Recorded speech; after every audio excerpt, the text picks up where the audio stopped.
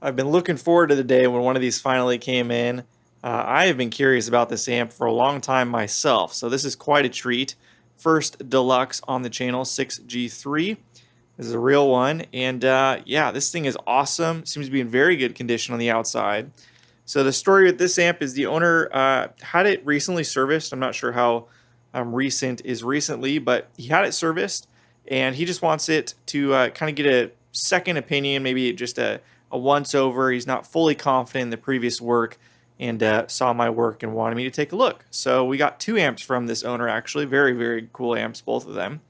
But we're going to be focusing on the Deluxe in this video. I can't get over how small this thing is. I was honestly expecting it to be bigger. I don't know why. It's quite a small, compact amp. This is a great grab-and-go size, very light as well. In great condition. I mean, the faceplate looks very good. And yeah, let's go ahead and flip it around. The back looks excellent as well. Not sure if this is a replacement. We'll see when we pop it off. It looks a little bit cleaner and newer. But otherwise, everything looks great. You can check out the speaker in here. See if I can get the code. I believe it's in Oxford. I can't see it myself, so you guys can tell me in the comments. Popping back out the tube chart too. Let's show that. So we can see the date code right there, ME. So that would put it in kind of early 63. And it's a 6G3 amplifier. Still hanging on, which is good. So yeah, let's go ahead and take the chassis out. And oh, one more thing too, I want to show this. So I mentioned it had been previously worked on. We can see it's got original caps in here. Looks like they were all pulled, which in theory is good. What makes me a little nervous is all of these carbon comp resistors and even a disc cap here. I mean, the chances of that disc cap being bad are probably pretty dang low. And I mean, there's a lot of carbon comp resistors in here. It's like plate resistors, cathode resistor, 1.5K right there, that long one. Both of those long ones.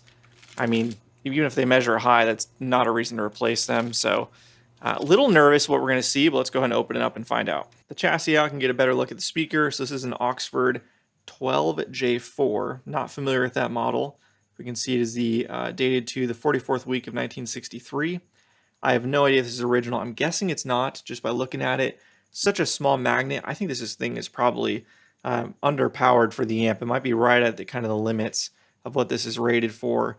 It kind of looks like there were screws mounted in the open slots here. So I'm going to guess this is not original, but I guess a period correct speaker, though I don't think this is what they came with either. But again, I'm speaking from ignorance a little bit here because this is not a model I'm very familiar with personally. Other interesting things to note, we got a screw hole here and here. I have no idea what those would be for. And then a stamp over here that you won't be able to see that says 63 on, which is kind of cool. But otherwise, we can take one more look at the tube chart. And let's go ahead and grab the chassis. As always, we will start with the bottom of the chassis here. Take a look, see what we see. And look at the transformer first, the power transformer. Zoom in so you guys can see it. And this is dated 606-313, it looks like. So the 13th week of 63. That looks period correct. Then the output transformer, 606-314. So these are a week apart, so that's perfect. And then the output tubes, looks like we've got a pair of, I don't know what the codes are for these to date them. Look like nice vintage glass though. Rectifier is an old RCA. GZ34, V1, JJ, V2, JJ, V3, JJ. That always makes me a little nervous when I see vintage amps with all JJ, although this doesn't have the full JJ sweep. You see that sometimes where amps go into techs and then they will retube the entire thing. It's unfortunate. I see it actually quite a bit. So just the preamps, not too bad. Let's go ahead and get this situated so we can take a look at the other side.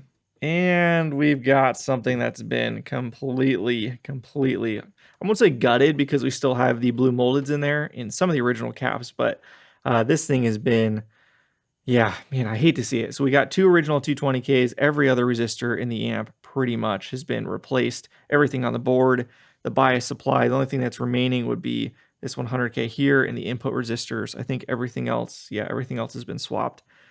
There's just pretty much no reason you would ever need to do that unless the instructions from the owner was like, you know, I want this to be maximally quiet and maximum reliability, and I don't care about, you know, any vintage stuff necessarily, or even necessarily tone. You know, most people wouldn't say this is the move for tone, replacing with these, you know, metal oxide plate resistors, for example.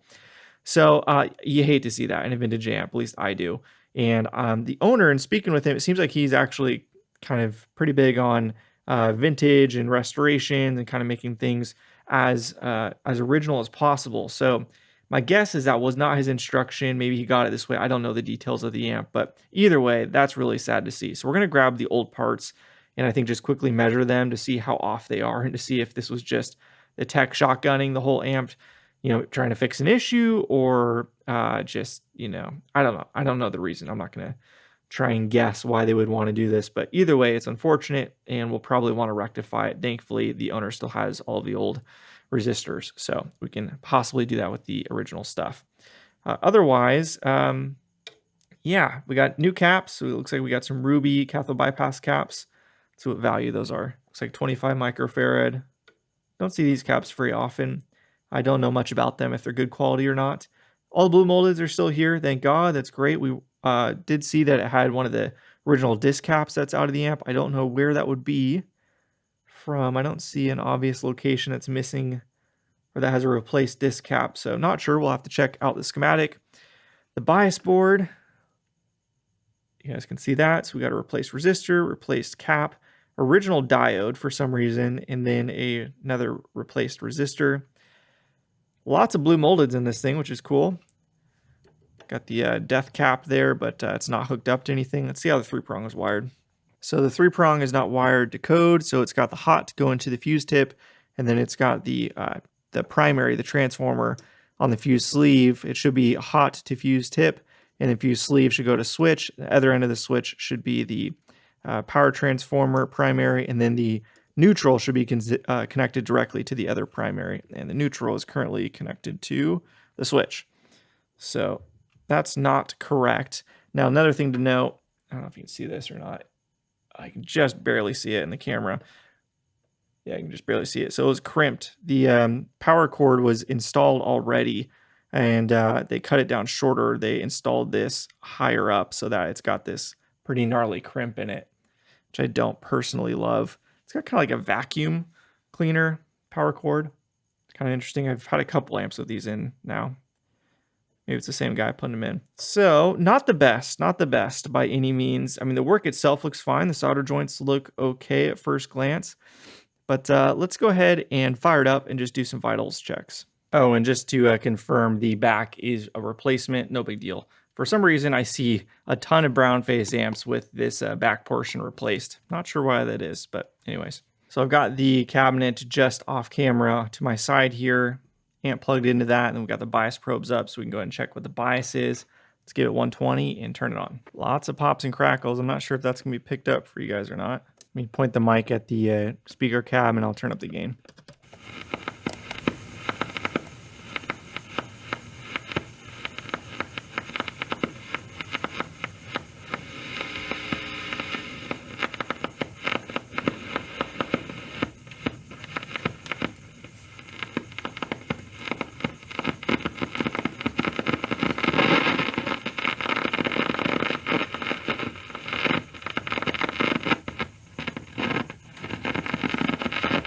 Hopefully the mic will be able to pick that up.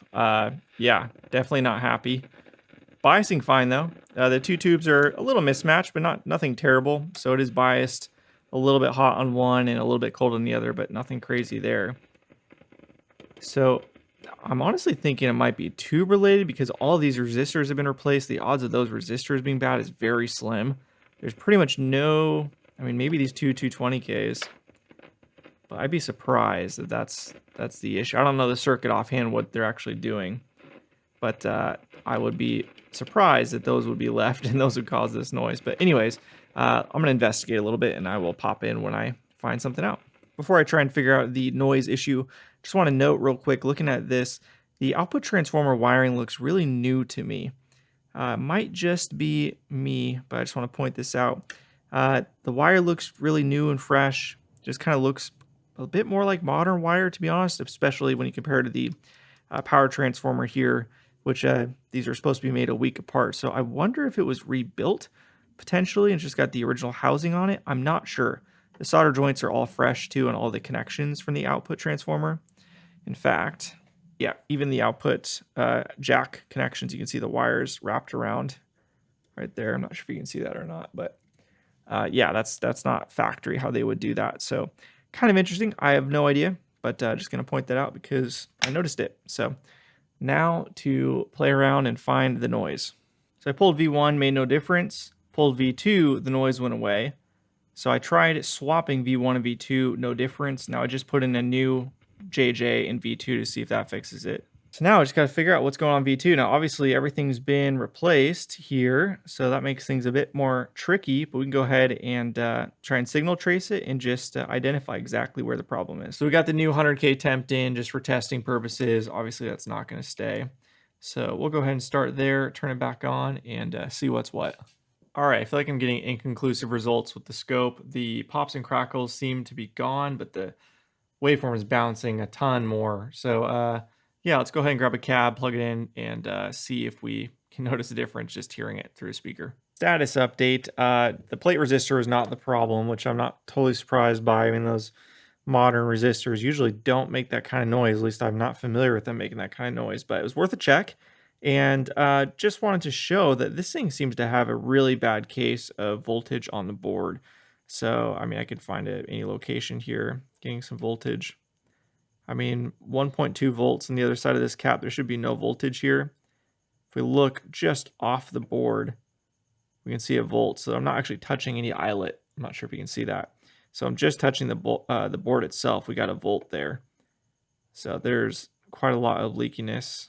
Pretty much anywhere I just go ahead and tap. Now, this is a critical area here. Right, so right here is where your negative bias is. Right here is your high voltage. So you got 363 volts on that side and negative 40 volts on this side. And just a teeny, this is one of the design errors of Fenders. They put those so close together, and then they use this, you know, this type of board that has problems with that. So we can see half a volt between those. So that half a volt is going to be messing with the bias of this amplifier. So yeah, this is definitely going to be something we're going to want to address. This can be quite hard to address. Yeah, this should all be no volts at all. We check the grid. 0.025, 0.15. That's the noisy. This is a noisy area somewhere here. So I think what we want to do from here, I'm going to talk to the owner before spending too much time in the diagnostics outside of doing actual work. Get the approval to move forward with the work, but definitely want to just completely douse this in isopropyl, hit it with some heat, see if we can drive out that moisture, which may be the problem after all. Talked to the owner, and he approved us to move forward with basically the entire restoration rebuild. You know, get all those old carbon comps back in the amplifier, and you know, replace any of the ones that are bad, so on and so forth. So we'll have to test all of those and go through that process. But before we do that, you know, let's keep things constant and let's just try and solve the problem of the popping and crackling. So doubtful it's resistors, right? We got brand new resistors everywhere else. We got new caps, so I don't think it's any of that stuff. My leading theory was the conductive board, excuse me. And so you can see it's much drier up in this area. This is kind of my focus area over here. I had doused in isopropyl numerous times, heat gun a bunch, as well as naphtha, and that's definitely dried it out visually, so hopefully it gets through. Now, it could be the underboard. That could be the problem. The top board could be totally fine. I've run into that before. So we'll have to see, but for now, I just want to do a quick test, you know, that it's kind of dried out and see if this has fixed it. Another possible thing it could be is the tube socket, and it could be that there's, you know, some crap in the tube pins that we need to clean out, the socket itself potentially. So there's a few options, but my guess after talking to the owner, you know, he said that it came in for, or he dropped it off for kind of pops and crackles. It was very noisy, had lots of things going on, and I think the tech was kind of hunting a ghost issue and replaced everything, and trying to solve it. And as a result of that, maybe it quieted down a little bit from, maybe just reheating the eyelet and stuff and driving out moisture for a temporary period, but it kind of soaked it back in. So that's kind of my leading theory here of why this was done this way. But regardless, it's here now. Let's go ahead and turn it on and see what we got. So that has not fixed it. Still got some errant noises going on. And I'll just confirm. We'll pull V1 and V2 and confirm that it is still somewhere in this area of the amp. Okay, still there with V1 pulled, with V2 pulled. Quiet as a mouse. So still got a problem here. Let's go and just clean the tube socket real quick, see if that helps. So I'm just using one of these little, they're kind of like for dental purposes. Just get some ice, it's not isopropyl, get some deoxit and just kind of work it in there. And I will also just tighten them a little bit. So that looks pretty good. Now, while we have it here, I forgot we didn't check the doghouse. So let's just open that up real quick. Another one of these examples, guys. Gosh, I hate this. Well, not even J-hooking, just wrapping around the old leads. Just sloppy. Not a fan of that at all. I'll see if the owner wants to change that. These resistors are a hodgepodge as well. 3 different types for the 3 resistors. Why? I don't know. Are these even the right value from the schematic? Let's find out. 27K. That's what that is. Yeah, 27K. And then we got a 1000K. Or sorry, a 1000, 1K, and then a 10K. So let's measure those real quick. Well, to be honest, I hate being put in this position. It's happened a few times now where, it's recently serviced and it's coming in for just a checkup or whatever else, or it's got some maybe unrelated problem, the owner hopes. And then we find stuff like this, and it's like, man, I know you paid for the work here, but this is really bad work, and I think this amp deserves better. So I'll reach out to the owner, see what he wants to do with that. But either way, I think this might fix it, might not, but we'll find out real quick. So there's still a slight popping going on, very slight. But definitely this has reduced some of what we were hearing. Okay, minor progress, but progress nonetheless. I'm happy with that, and we'll continue on. All right, it's the next day, and I wanted to just go ahead and check to see if we made any progress from all of the work with the isopropyl and the heat and the naphtha. And just kind of go to the board here. So it doesn't look like we made much progress. Wow. So we still got a volt on this side. I mean, maybe these caps are bad, but I doubt it. Yeah, we can see just right next to the eyelet, we got 0.70 volt. This is high voltage right here. So, let's see what this wire is. Sometimes the wire, yeah, look at that. The wire itself is carrying 0.4 of a volt. Nothing you can really do about that without replacing the wire. It's already been soaked in isopropyl. Look at this. 2 volts just in the wire.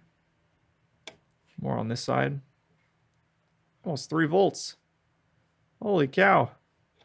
That's crazy. So we don't want voltage here. It's going to make noise if I do ground loop, but 0.04. So we want that to be 0. This is high voltage here. So we want no voltage here. Want no voltage here. These will be fine. No voltage here. That's fine. A little bit of voltage there. No voltage there. So really a problem area would be here, here, here, here. And then over here at C. So if we go to that eyelet, it's going to show negative. Obviously, so that won't give us a good reading. And this is high voltage here. So we want in between those 2 places to have nothing. And still got a little bit.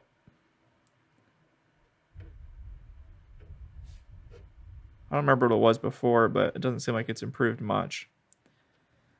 Over here, should have nothing. So this is all fine. Okay, so it looks like we made some progress. Sorry if you guys are hearing a lot of wind. I got a fan going because it is extremely hot here in Southern California right now.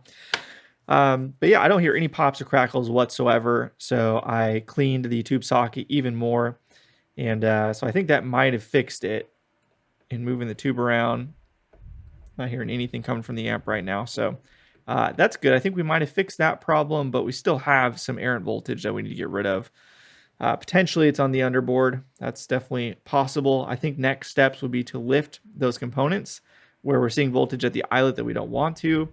And then we'll just heat up that area. We'll hit it with more ISO, heat it up with the soldering iron on the eyelet. So it just kind of spreads the heat out, drives the moisture out from the problem area. You know, if we have voltage, you know, like here, that doesn't matter, right? That's not going to affect anything.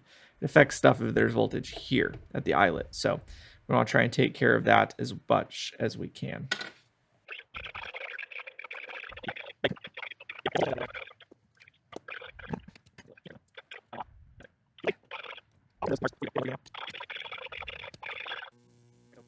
Having some mic problems, so I'm switching to the camera audio. But I've got the amp on, and I've actually lifted the top board. You can see I've wedged it with a few different items here, just to see if the bottom board is the problem or if it's still the top board, just the underside of the top board. So we don't have 120 going through it. Got a little bit less because no power tubes in it, so everything, the voltage is going to be a bit higher. We'll show right here what we're running. 366. So the main problem area I'm concerned with is right here. This should be 0 volts. And it's much, much less. This was showing like 3 volts, I think, before. So that tells me the bottom board was primarily the problem there. And 0.1 volts, we can work with that. We can get that down. But multiple volts, like was shown before, is bad. So we really, really worked on getting this area clean. And definitely much better, so that's good. And then we already checked these two, those are good to go. And then here at this eyelet we were seeing voltage. We're no longer seeing voltage, so that's the bottom board. And then here we were seeing voltage and no longer seeing voltage, so it's the bottom board. Okay, so that's very good to know. So now let's go ahead just to confirm. Well, I guess now we can go ahead and just try and get some isopropyl on the bottom board with it wedged up like this and see if that helps when we put it back together. So just to show real quick how I'm doing this, I'm actually taking Q-tips. I've already put isopropyl on the underside. I've lifted it up. I put the heat gun here to try and drive out moisture that way. And then I'm putting ISO on Q-tips, bending them so I can get under here. And I'm using my finger to guide them.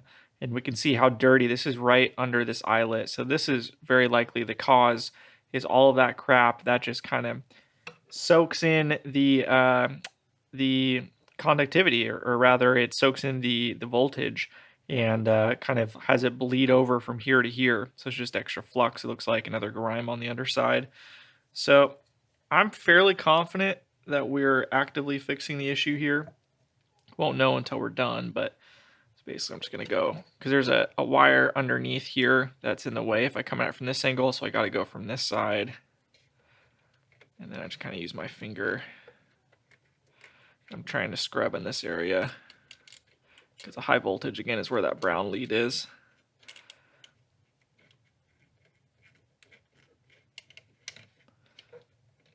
There's a wire right there too. That's probably part of the problem. The jacket of the wire you guys saw with this one specifically will get conductive. So you can see that. So now I'm going to try and just fish over that wire underneath so it's away from the eyelet just to be extra sure. All right, I bet that's pretty good. So from here, we can go ahead and hook all of this back up, retighten the bolts, and see if we made any noticeable progress or not. All right, let's see if we got bad voltage here. Nope, that's clean. That's clean. Good. 7.6 volts. What the heck? 7 volts here. What is causing that? Having deja vu with that super. We got 7 volts here still. Non-conductive stick. Let's see what happens when we lift this up.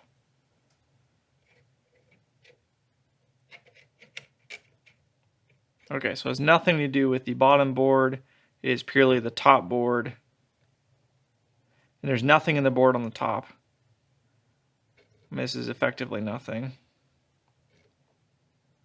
So the only conclusion is that it's something underneath, bottom side of the board, under this portion right here. Again, there's nothing connected, so we could literally just do this and see the same thing. This is the wire right there. Okay. Don't know if there's a good way for us to be able to access that. Just to be extra thorough, I wanted to test the blue moldeds that are in the phase inverter, both 0.1s, and we can see that neither of them are leaking voltage, so those are totally fine. So it's not them, that's the problem. Now I've done a ton of extra work heating up the area, cleaning out that whole area, lifted all of these components out to get even further in there. So now let's go ahead and see if we are, I guess we can just hook on here. So we're measuring this eyelet right here, which is where this wire is going. Let's see if there's any voltage. Oh, look at that. We fixed it. Right on. Okay, perfect. Cool. So that concludes the hunting of the terrible noises, or rather at least the terrible voltages where there shouldn't be any. And we might still have the noises, in which case it's related to this tube socket, I'm fairly certain. But that's great news. That's even better than I was expecting, to be honest. We eliminated all of the voltage there. So awesome. With that, we can go ahead and get the power tubes back in this thing, hook all these connections up, connect the bias feed back up, and then move on. Apologies if the audio was a little wonky through that section. My mic died, but it's plugged back in now. And I just want to show we've got a whole slew of original carbon comp resistors that were in this amplifier that were pulled by the previous tech. And I went ahead, grabbed the two, what did I do with them right here? These two guys. So these would be the two bias leak resistors, the 220Ks. You can tell because they've got the gold band on them. So the gold band means 5% resistors, 5% tolerance. These four resistors would all be gold band resistors. And these two are the 220K positions. I just measured them. They both measure 236, which is completely fine. No reason to pull those whatsoever. They both measured almost exactly the same as each other, which is a much bigger concern than them being 220, right? They can be, what is 5% of 220, right? It's not 231 or whatever will be the total. It's not that far out, and that doesn't matter that much. What matters is these two being matched really well and within a reasonable range. So these are completely fine and going to get reinstalled in the amplifier. And I'm not sure if these are all the resistors. We might be missing some. I'm not totally sure, but that's what came with the amp. So we'll kind of tackle those as we go along. But because I'm in this area already, we'll go ahead and reinstall these now. So the 82K measures 88K, 106K. So this is 6% out of tolerance. It's a 5% resistor. Good Lord. There's an 82K measuring 88K. So yeah, those are completely fine. And wild that those are pulled outside of just shotgunning the entire amp, right? That was the decision from the beginning. This was just a casualty of it. Those resistors obviously are fine. All right, so there's the phase inverter section redone, or at least this portion of it. Bias rehooked up, so let's go ahead and turn it back on, make sure we're getting negative voltage where we should, make sure everything's looking okay, and then we will rehook the power tubes and continue on. So there's a possibility that these tubes are no longer biased okay with the current bias resistor setup because of that voltage that was a kind of parasitic voltage that was on the on that point in the board. So it could have been dragging the bias to a different place. So we'll go ahead and fire it up. Bias probe's already hooked up, and we'll double check. Obviously, we're going to be replacing all this. I'm going to ask the owner if he wants to move to adjustable, which I think will be better, but let's just check where it's at now.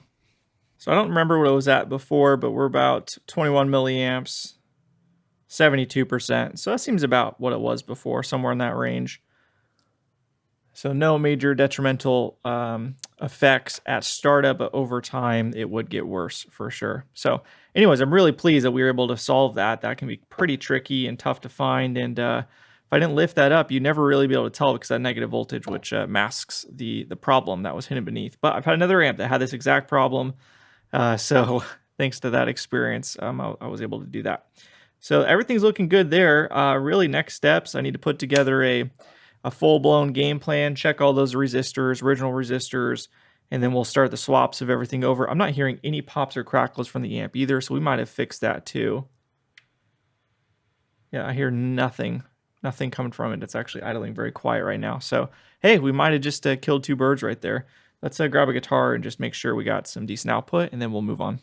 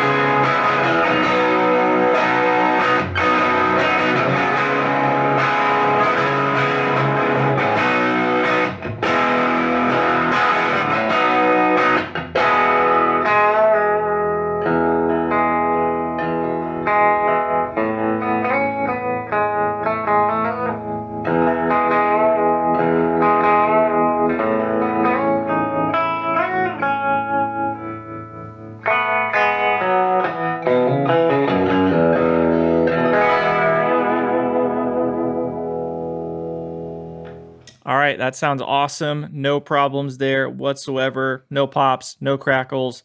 I think we solved those major problems. So from here, it's really just cleaning up the previous work. So that's totally doable. No big deal. Really, really stoked we were able to get that figured out today. So yeah, I guess we'll pick this up probably in the next couple of days when it's time to go through the entire board and redo it all. So looking forward to that.